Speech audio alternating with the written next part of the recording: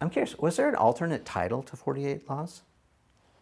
Was that just it from the very beginning? It's like, this is what it is? There was. We had a few versions of it. One version was the Black Book of Power. Okay. A black book is kind of like a summation, it's like the ultimate book on a subject. Yeah. But we thought that that sounded a little too dark and evil, and people wouldn't know how to take that. Yeah. But that was one of the alternative titles. Almost there's like a James Gandolfini style, like a people's names that you could look up that would maybe not translate very well. I got you. But and then also, the number 48 kind of shifted. Originally I had like 52 laws. We didn't like the number 52 because it seemed too obvious, like 52 weeks in a year or something. And so I tried to narrow it down to 48 because 48 is such a powerful number. Whereas the 47 laws of power, I don't know. Well, so what is it about 4s and 8s that's powerful? It's just obvious. You don't have to think about it. 48, it just seems like something. It's 2 times 24 hours in a day, 2 days. It's just got a resonance to it. There's kind of a symmetry to the idea of 48, you know. I think I could have done 44 laws because that has a nice symmetry to it. But there's just something, I don't know if it's in retrospect where because the book has had success that 48 seems so powerful. But the number just has a visceral feel to it. I can't even explain. Yeah. Sometimes you just know and it's intuitive and it's just instinctual. I love it. Any other powers that come to mind that you want to share that are noteworthy that we should talk about? Well, there's one in there, interaction with boldness. And this is particularly applicable to entrepreneurs.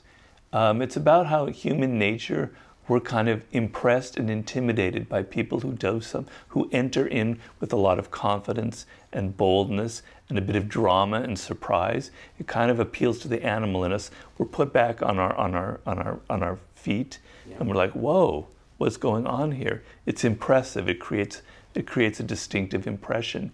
Whereas if you kind of enter in like with your business or your book or in a meeting, and you're kind of half-assedly promoting an idea, it already looks weak before it even started, right?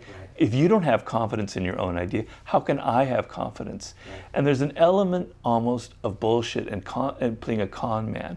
And I have a story in there of Christopher Columbus, who was in fact, came from the lower classes, had no aristocratic connections, was a mediocre navigator and captain, and he went and proposed this to the Portuguese king, this incredible expedition, as if he was an aristocrat. He was full of all of this confidence, and it created an impression on the other. There must be a reason for that confidence. Yeah. So having a sense of you were destined to accomplish something, that you feel that it's going to succeed, it becomes like a self-fulfilling prophecy. Yeah. Now, a couple years back, I had Susan Cain on, and Susan is famous for writing that book, Quiet. It's a book about introverts and extroverts, and in fact, she also talks about ambiverts, a hybrid of introvert-extrovert.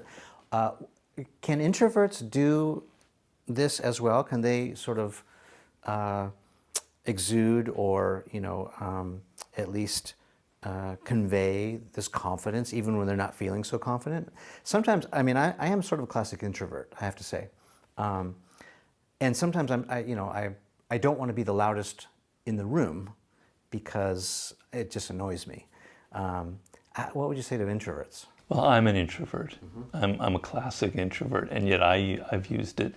It's more a sense of you have to know your strengths and play to your strengths. So if I tried to show this kind of confidence and boldness on a basketball court, I'd be laughed off. Right. If I tried to show it with my artwork and my painting and my doodling, I wouldn't be able to pull it off. But I know that I have one thing that I'm strong at. It's with words and language and writing.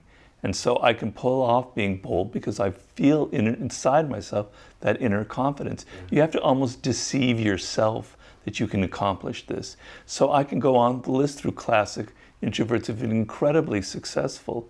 Albert Einstein was a terrible introvert, even though he seems like he's sort of this comic person who's good with people. He was terrible, very awkward and timid. But he knew one thing that he was so good at, and he pushed on it and pushed on it and pushed on it. And when it came to physics and relativity, there was nobody else who could argue with him. So play to your strength, play to what you know, what you're good at, what you've accomplished. And even the worst introvert in the world, like myself, can exude that kind of boldness.